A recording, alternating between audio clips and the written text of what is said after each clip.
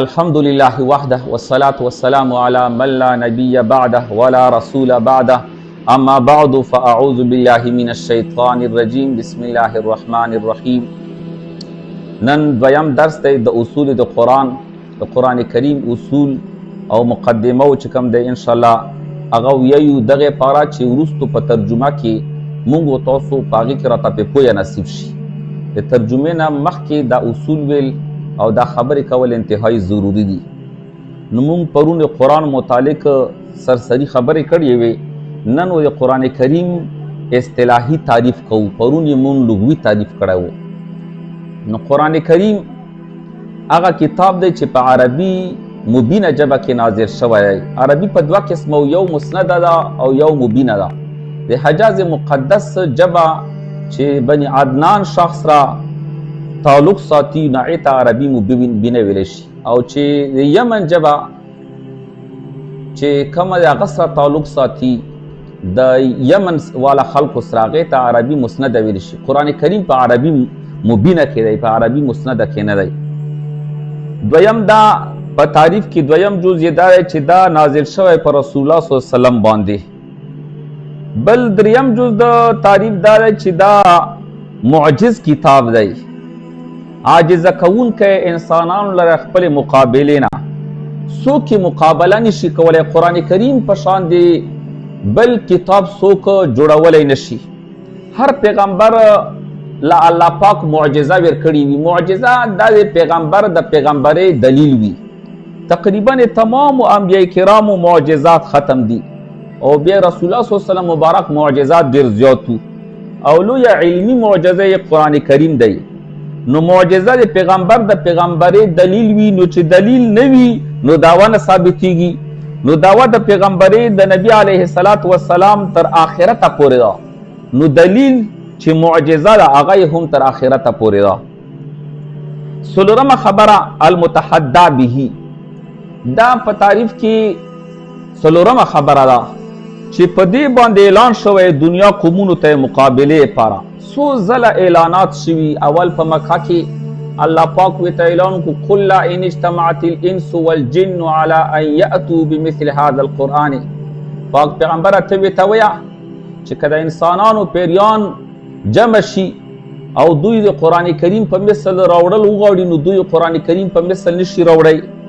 بیا ورته دویم ځل اعلان وشو فأتوا بعشر سور مثله، تاسو راوړئ قرآن کریم د 10 سورتونو په مثل باندې.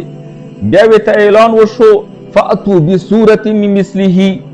بیا ورته په مدینه کې اعلان وشو وإن كنتم في ريب مما نزلنا على عبدنا فأتوا بسورة من مثله.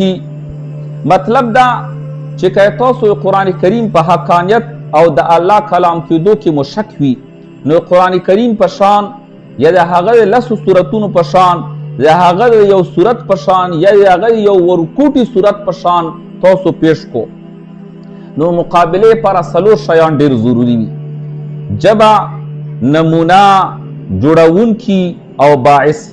نو جبا وا چې عربي جبا و، نبی علیه السلام هم عربي و او دوی هم عربیانو. نمونه هم شته چې دغه شان دی د یو سورت په مثل، یا د قرآن کریم 10 سورتونو په مثل دغه شان دی. جوړونکی هم شته ځکه هغې ټیم کې ډېر فصحا او بلغا موجود وو، او دغه شان د باعث هم شته چې دشمني. نو د څلورو خبرې موجودې وي، خو هغوی بیا هم توره راواغستله، خو د اسان کار یې ونه کړلو.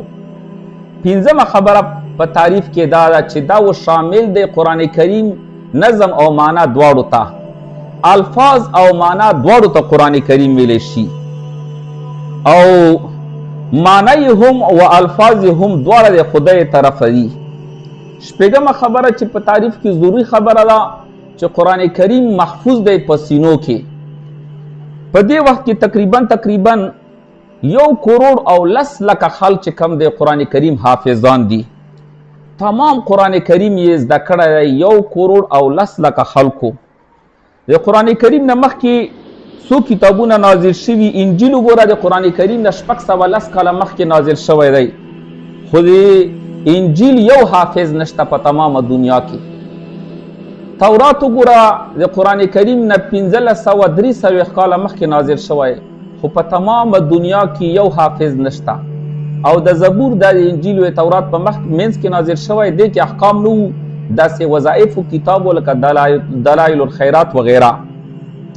ایمون قرآن کریم الله پاک په سینو کې محفوظ کړی دی، په خپله ژبه، په خپله لهجه، په زبر او په زیر، په سکون سره، په وقف النبي سره، ځای په ځای هغه چې کوم دی دغه نقطې پې لګېدلي دي.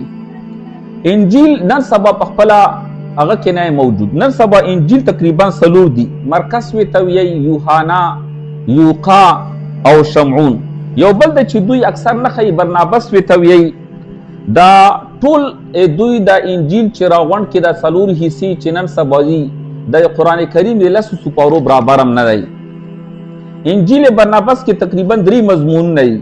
اول نسب د عیسی علیه السلام ښیي، بیا یې چې کوم دی نسب نه وروستو هغه چې کوم دی دویمه حصه چې پهاړي والا ورته وایي چې دا وایي چې په غر باندې ناستو او غیر چاپېر ته حواریون ناستو، ټول زور یې د آخرت په تعلیم باندې دی او ما بعد موز قیسی دي پکې.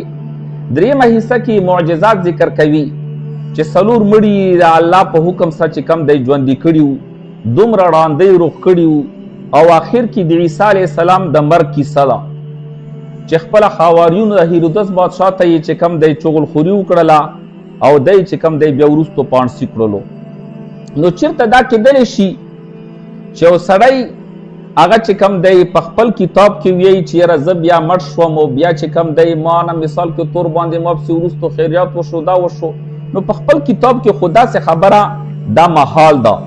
نو دغې وجې نه موږ وایو چې دوی کوم تبلیغ دی دا تبلیغ نه دی بلکې اغوا ده، ځکه چې دوی اوسه وي په تبلیغ کې چې عیسی علیه السلام د خدای زوی العیاذ بالله، یا عیسی علیه السلام عین خدای، یا عیسی علیه السلام د 3 خدایانو نه یو خدای دی.